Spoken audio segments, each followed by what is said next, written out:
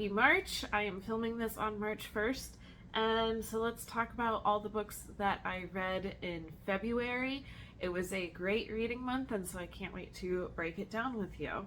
Before we get started, my name is Ashley. Welcome to this House of Walls. On this channel, I love to share all things homeschooling and books. Today is books. So February was a fantastic reading month. I finished 10 books, which might be an all-time high. Now, there were some graphic novels, but still, it's 10 books. I also completed 2 read-alouds with my kids.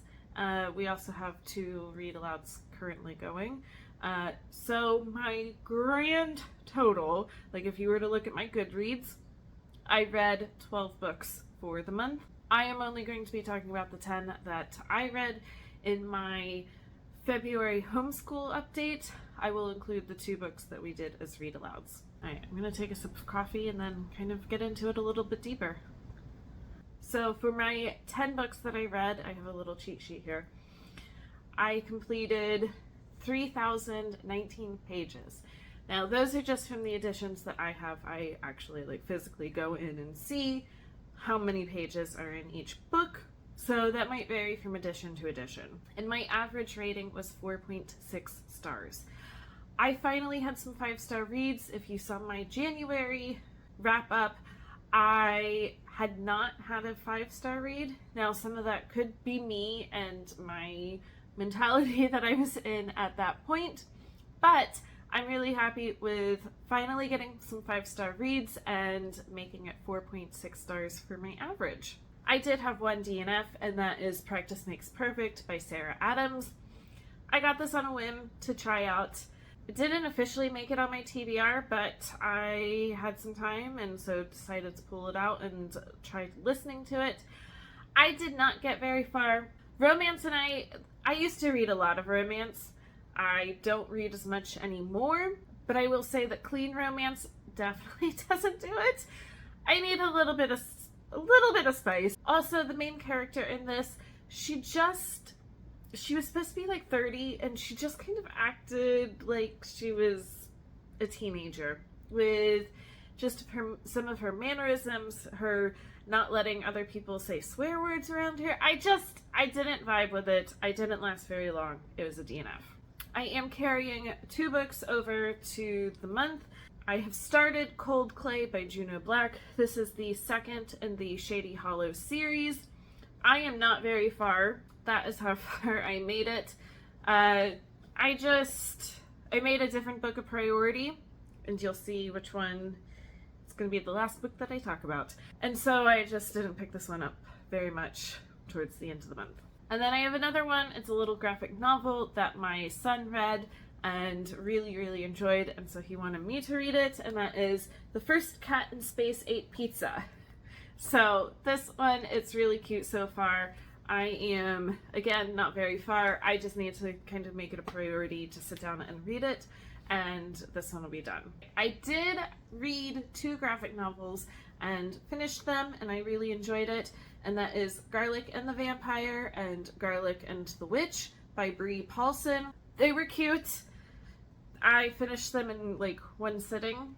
I did like Garlic and the Vampire a little bit more than Garlic and the Witch, but I will say that there was great character development and kind of undertones of some really great messages in Garlic and the Witch, but I did like this one more. But this, you are following Garlic and her friends that are all vegetable people made by a witch who is friendly. This one, a vampire moves into the neighborhood and she is sent to figure out why the vampire is there. This one, Garlic and the Vampire go on a mission to a secret market to get something to help Vampire not have to drink human blood, but she is also going through some changes, and I thought they were both really cute. I did give both of them 5 stars because they were both really cute. Alright, next let's get into some book clubs. For the year, I am hosting a Year of Agatha read-along, and so every month we are reading a new book from Agatha Christie, and it's her top 10 favorite books that she wrote. and then we've added in a couple of more. So for the month of February, it was The Murder of Roger Ackroyd. I did listen to this one. I gave it 4 stars. This is a Poirot mystery, and he's kind of a funny little detective. He kind of just happens to be in this town where there has been a murder. You are following the perspective of the doctor of the town as he kind of goes along with him and tries to figure out this mystery of who killed Roger Ackroyd. There's been some other deaths. I would say overall, the fact that this detective can just kind of spot these slight things that nobody else cares to recognize or sees is a little interesting. The ending, I did guess the killer, so that wasn't a total shock. The very ending and how it kind of ended was a little bit of a shock. I don't think that this book written now would work for how the ending is, but it wasn't written now, it was written a long time ago. It's kind of interesting. My edition doesn't tell me the original publishing date, so that's kind of interesting. Anyways, it was a good ride. I liked it, and I can't wait to continue on with this year of Agatha. My next book club pick was My Grandmother Asked Me to Tell You She's Sorry by Fredrik Backman. I did read this on my reading vlog for the month, so I'm not going to go into a lot of detail. It was 5 stars. I really enjoyed it.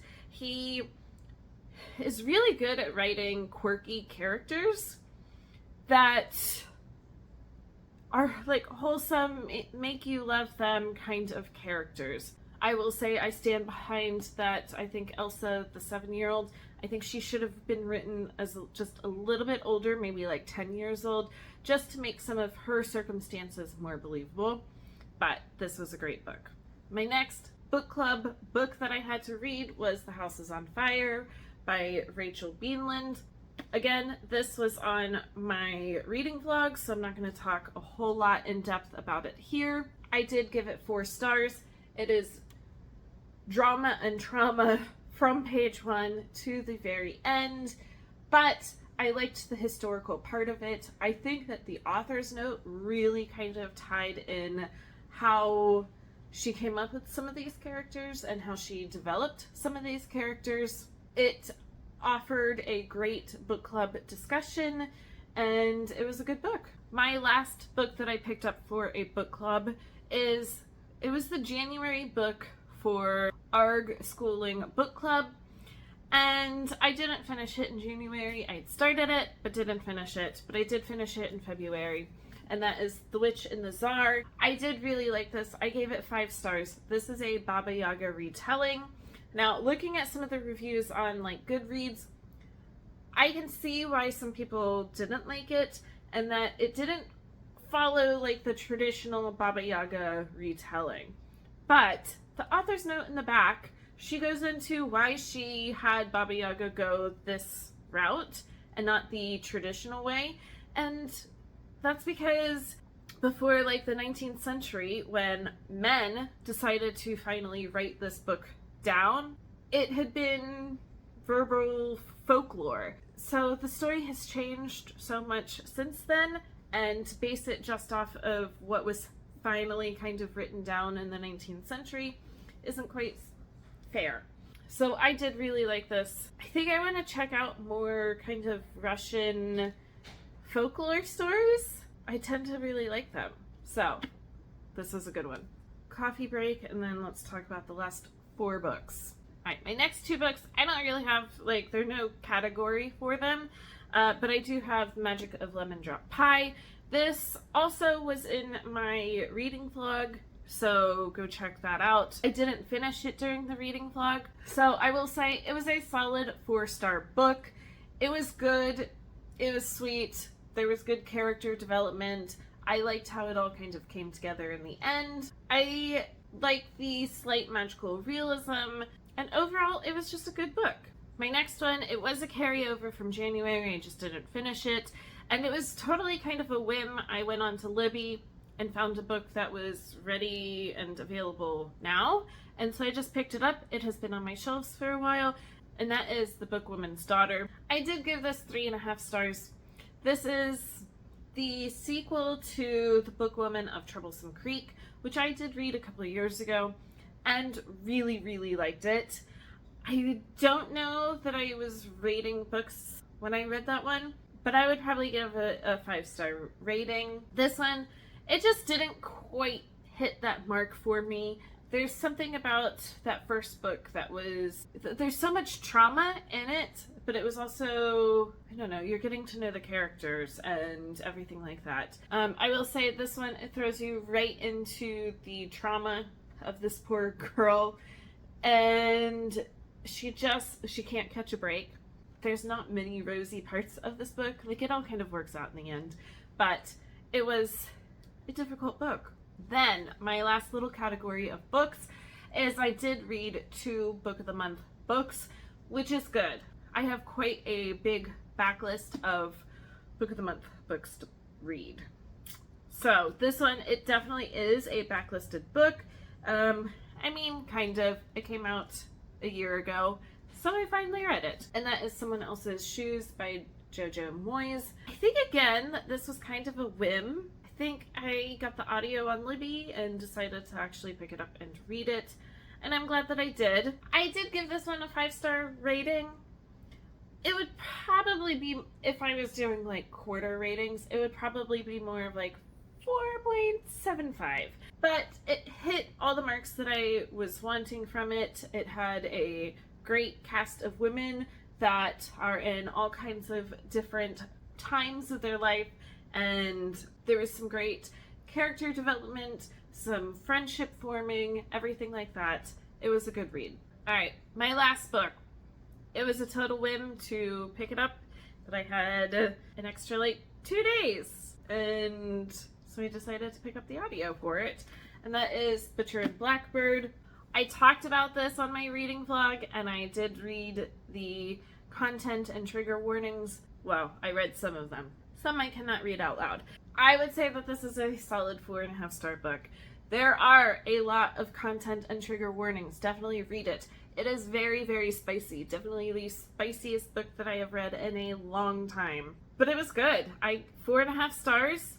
I think my only complaint is, well, okay, so maybe I have 2. My first complaint is it's a slow burn in the beginning, and then it like instantly changes and they're in love. I think that especially the female main character, she has some trauma behind her, and for her to just instantly be like, nope, I love you, I feel like I could have done with another like 25 to 50 pages of just developing that a little bit more. My second kind of complaint is it's kind of nitpicking a little bit. The spicy scenes, they're graphic. Just know that going into it if you're going to pick this up. Almost, for me, almost bordered on slightly like abusive.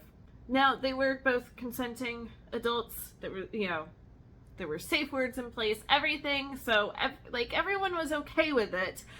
It just, as I was listening to it, it just came off as, I don't know, they're putting their trauma into these parts of their lives. That's I think as far as I can get with that. But it was really good. I liked that they were like white hat serial killers, and I thought it was really good. Funny at times, serious at times, all of the above. It was a good ride. Alright, I am not picking up the books this time, but here they are. I have been stacking them as I have talked about them. Like I said, it was a fantastic reading month. I am so happy with this. And I think just about all of these are going to go back on my shelves. So that's always great. I don't keep every book that I have read. I just can't. I only have 2 of these bookshelves and some like smaller book storage. So I just can't keep everything. And it has to really be like 4 stars or higher for me to keep books on my shelves. And most of these will be. I can't wait to get into March books. As I am filming this right now, I did just post my March TBR, and that's always fun. On that note, I am going to go finish my coffee and get on with the day.